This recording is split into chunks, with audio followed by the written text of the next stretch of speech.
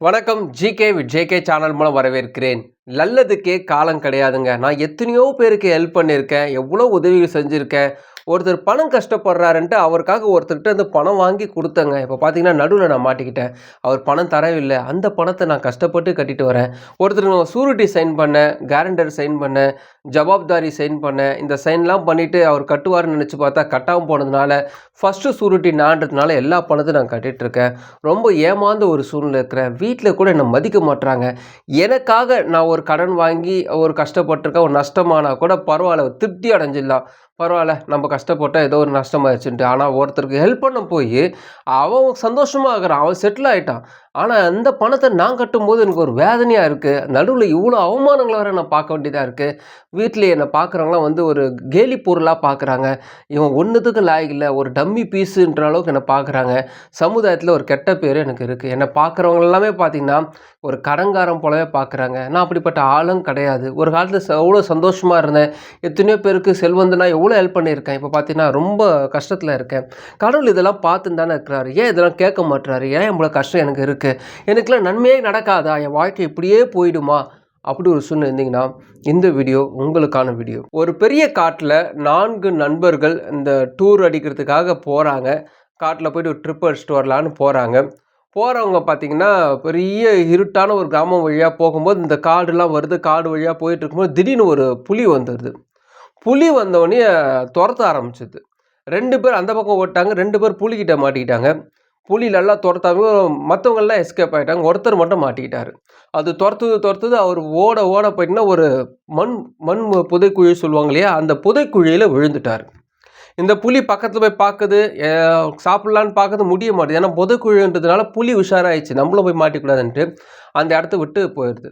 மீதி கூட வந்த நண்பர்கள், அந்த 3 நண்பர்கள் எங்க போனாங்க பார்த்தீங்கன்னா, அந்த புதைக்குழி மேலேயே இருக்கக்கூடிய ஒரு மரத்து மேல சேஃபா உட்காந்துட்டாங்க. உயிர்ல தப்பிச்சுட்டாங்க. அவங்க அங்கேருந்து பார்க்குறாங்க. கீழ இறங்குனா, போன புலி திரும்ப வந்தா நம்ம உயிருக்கு உத்தரவாதம் கிடையாது. இவன காப்பாத்தணும்னு நம்ம கைய குத்துனா, ஒரு வேள மண்ணுக்குள்ள போயிட்டா நம்மளும் சேர்ந்து செத்துருவோம். அதனால யோசிச்சுட்டே இருந்தாங்க. இவன் எவ்வளோ கத்துறான். "டேய் ஹெல்ப் பண்ணுங்கடா, ஏதாவது கயிறு போடுங்கடா" எவ்வளோ சொல்லிட்டு இருக்கான். யாரும் அவன கண்டுக்கவே மாட்றாங்க. ஒருத்தன் மேல இருக்கிற ஒருத்தன் சொல்றான், "எனக்கு இப்ப தான் கல்யாணம் ஆயிடுச்சு. நான் ரிஸ்க் எடுக்க விரும்பல." புலி எப்பவுமே மறைஞ்சிட்டு இருந்தா பார்க்கும். நம்ம இறங்குறத பார்த்து திடீர்னு வந்து நம்மள தாக்கிருச்சுனான்ட்டு அவன் ஒரு பயத்துல சொல்றான். இன்னொருத்தன் பார்த்தீங்கன்னா, எனக்கு புள்ள குட்டிலாம் இருக்கு. குழந்தைங்கலாம் இப்ப தான் வளர்ந்து வர்றாங்க. நான் எனக்கு எதா ஆயிடுச்சுன்னா அவ்வளோதான். குழந்தைங்கள பார்க்கறதுக்கு யாரும் இல்ல. என்னைக்கோ ஒரு நாளைக்கு வர ட்ரிப்புக்காக இவனுக்காக என் உயிர நான் ஏன் குடுக்கணும்? ஒருத்தன் சொல்றான். ஒருத்தன் பார்த்தீங்கன்னா, நான் வந்து எல்லா பணமும் எல்லாமே இருந்தாலும் எனக்கு வந்து இன்னும் நான் செட்டில் ஆகல. அங்கங்க கடன் வாங்கி வச்சிருக்கேன். வீட்லயே ரொம்ப கஷ்டப்பட்டுன்னுருக்காங்க. இந்த டைம்ல உனக்கு ஹெல்ப் பண்ண போய் நான் மாட்டிக்கிட்டேன் எப்படின்ட்டு ஒருத்தர் மாத்தி மாத்தி பேசிட்டு இருக்காங்க. ஆனா ஒருத்தர் கூட அந்த கயிறு போட்டு அவன தூக்கணும்னு ஐடியாவே வரல. எல்லாரும் பயத்தோடவே இருக்கிறாங்க. இவன் எவ்வளோ கெஞ்சி பார்க்குறான். நீங்க ஏதாவது பண்ணுங்க. ஒரு கயிறாவது போடுங்க நான் வந்துடுறேன். நீ புலி வராதுடா நான் பார்த்துக்கிறேன்டான்னு எவ்வளோ சொல்றான் முடியல. அவன் சொல்ல சொல்ல கொஞ்சம் கொஞ்சமா வந்து அந்த மண்ல வந்து புதைஞ்சுட்டே போறான். அவன் ஷேக் பண்ண மண் புதைக்குழி தெரியல உங்களுக்கு. ஸோ அப்படியே ஷேக் பண்ண உள்ள போயிட்டே இருக்கும். அவன் கை ஆட்ட உள்ள போகுது. ஒரு கட்டத்துக்கு மேல முழுமையா அவன் முழுகிடுறான். அவன் கை மட்டும் தான் தெரியுது. அவங்க ஃப்ரெண்ட்ஸுக்கு அப்போ கூட இறங்கறதுக்கு பயப்படுறாங்க. ஐய்யயோ! இவன் கண்ணு முன்னாடி அவன் செத்துட்டு இருக்கான்னு பார்க்குறாங்க. ஆனாலும் வந்து மனசு வரமாட்டுது. ஏன்னா நம்முடைய ஃபேமிலிய பத்தி அவங்க பார்க்குறாங்க. நம்ம ஃபேமிலி ஒண்ணு இருக்கு நம்ம மாட்டிப்போம். நமக்கு உயிர் போயிடுச்சுன்னா என்ன பண்றது? இப்படி தான் யோசிச்சுட்டு இருக்கும்பொழுது, அந்த டைம்ல ஒரு பெரிய மழை பெய்யுது. அந்த இடத்துல ஒரு பெரிய ஆறு வந்து பார்த்தீங்கன்னா, பெருக்கெடுத்து வருது வெள்ளம்.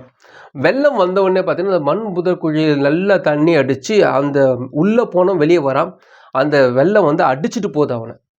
அப்போ கூட அவன் போறானே, அவனுக்கு ஏதாவது ஆயிடுச்சா பார்க்கலான்னு கூட யாருக்கும் தோணல. அவன அடிச்சுட்டு போகுது. அவன் வந்து உயிர் வந்துடுது அவனுக்கு. அவன அடிச்சுட்டு போகுது. வெள்ளத்துல அவனும் எவ்வளோ நீந்த பார்க்குற முடியல.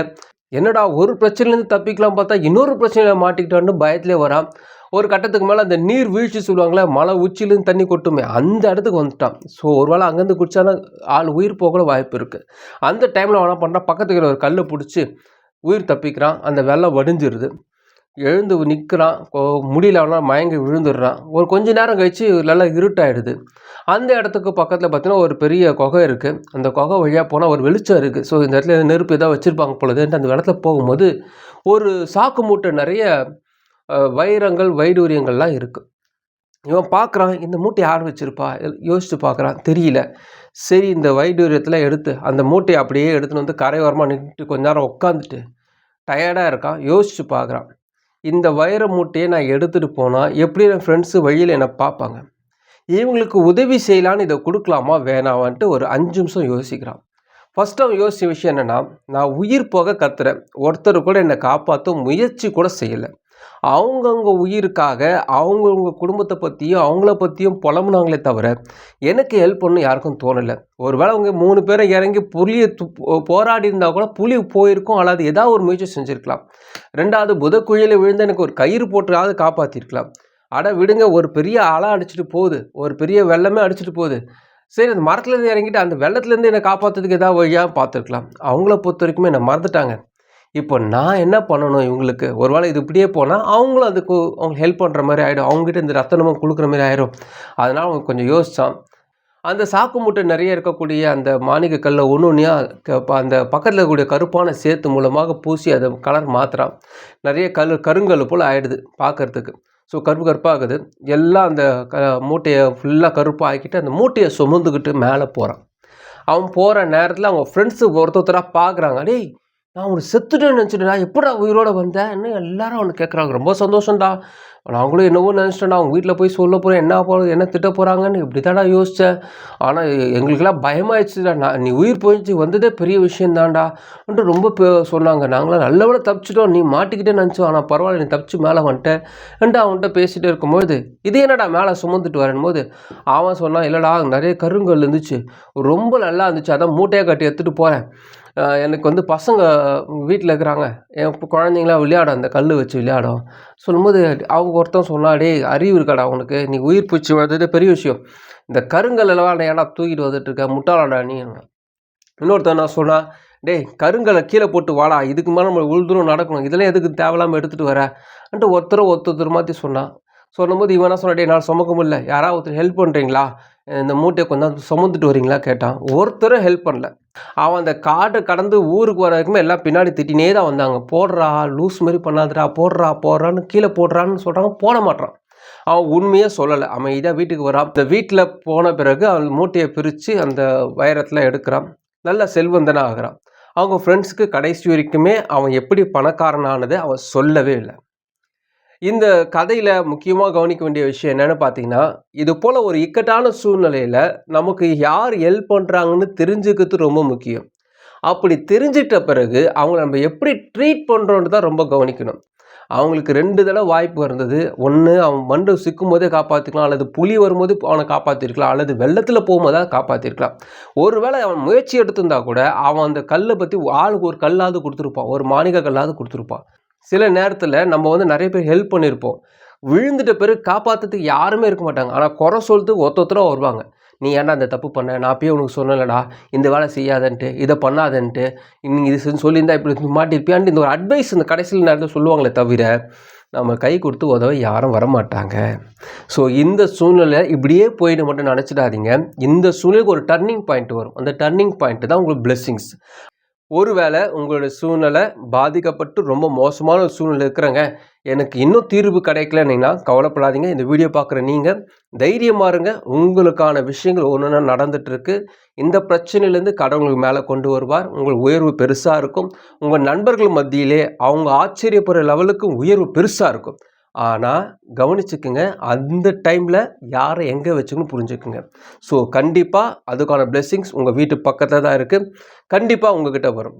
அதனால் தைரியமாக இருங்க. கடவுள் உங்களுக்காக வேலை செய்து கொண்டிருக்கிறார். மனிதர்கள் போல கடவுள் கிடையாது.